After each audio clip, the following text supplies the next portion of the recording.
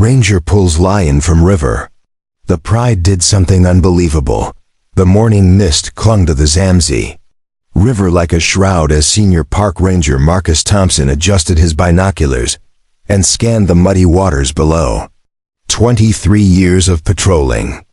Zambia's lower Zamzee National Park had taught him to read the subtle signs of nature's drama unfolding, but nothing in his extensive experience had prepared him for what he was about to witness that humid February morning.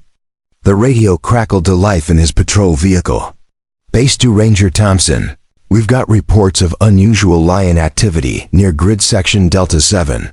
Multiple distress calls reported by the research team. Over. Marcus grabbed the handset, his weathered fingers steady despite the urgency in the dispatcher's voice. Copy that. Base en route to Delta 7 now. ETA 15 minutes.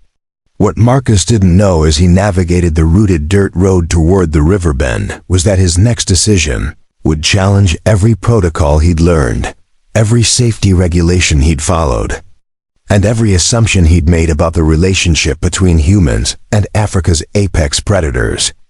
The scene that greeted him as he crested the small hill overlooking the river was both magnificent and terrifying.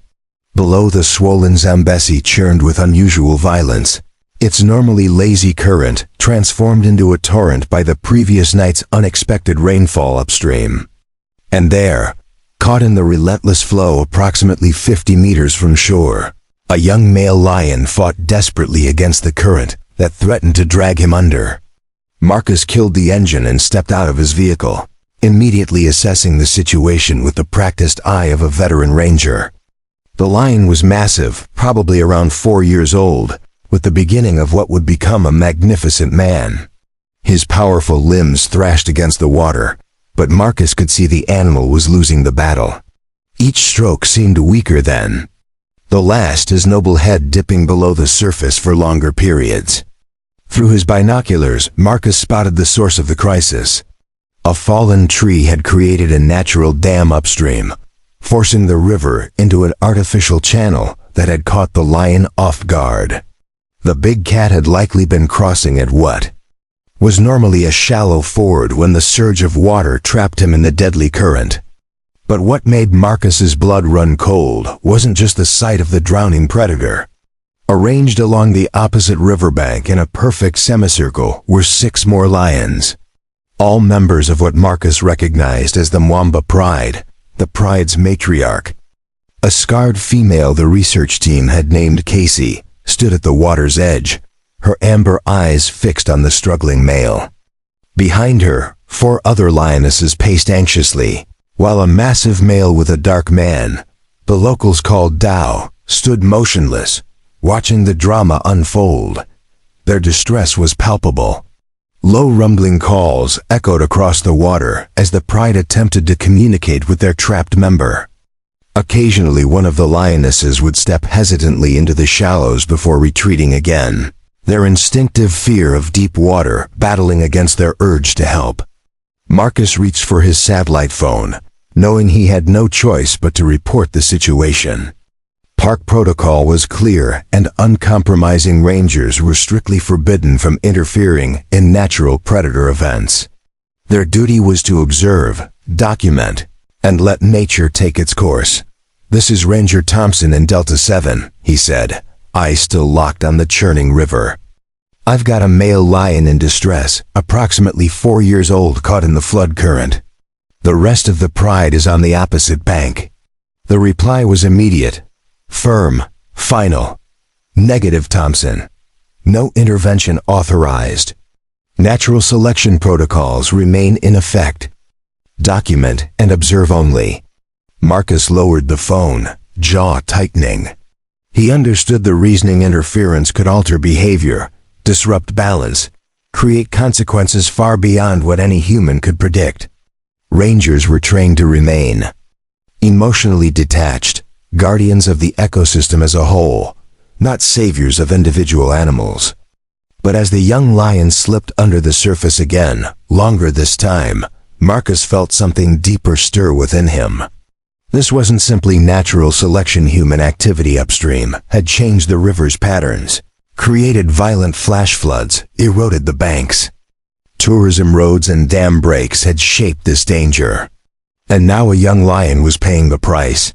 The lion resurfaced with a sound that tore through the canyon, a raw, desperate roar, unlike anything Marcus had heard in decades of wildlife work.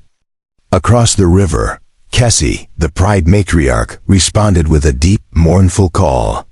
The rest of the Pride joined her, their unified cries echoing, like a chorus of grief. Marcus's feet carried him toward the water before he fully realized what he was doing. His mind shouted warnings, protocols, danger, unpredictable predators, but his heart beat with a different command. The lion was tiring fast, movements sluggish and uncoordinated. Minutes remained at best.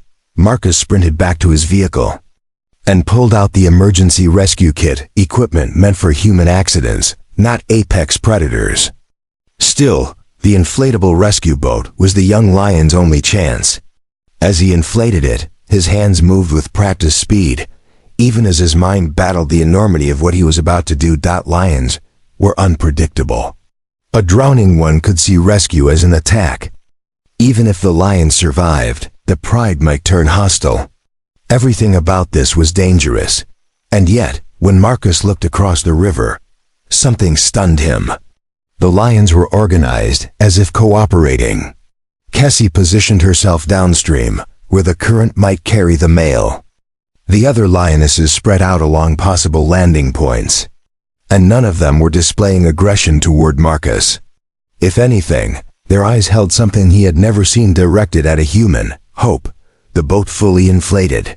Marcus dragged it to the water. The current seized him instantly, pulling him toward the center. The lion's exhausted eyes found him haunted, fading, yet aware. 20 meters, 15, 10. The lion's massive chest heaved with effort. Up close, Marcus saw the problem: a tangle of plastic netting wrapped tightly around the hind leg, cutting into flesh, anchoring the lion in the current. "Easy, big fella," Marcus murmured, sliding the boat beside him. The lion flinched but didn't strike. His eyes held no aggression, only fear and a strange, fragile trust. With painstaking care, Marcus reached into the water and began cutting the plastic. Human debris nets, sheeting trash that didn't belong in a river this wild. Bit by bit the tension eased until finally, with one final slice, the debris fell away. The lion's body shifted instantly. Freed at last, but they were drifting towards steep cliffs with no exit. Marcus spotted a sandbar downstream and paddled hard. Miraculously, the lion seemed to understand, swimming alongside the boat, matching his movements. Together, man and predator fought the current. The Pride ran along the bank, calling encouragement.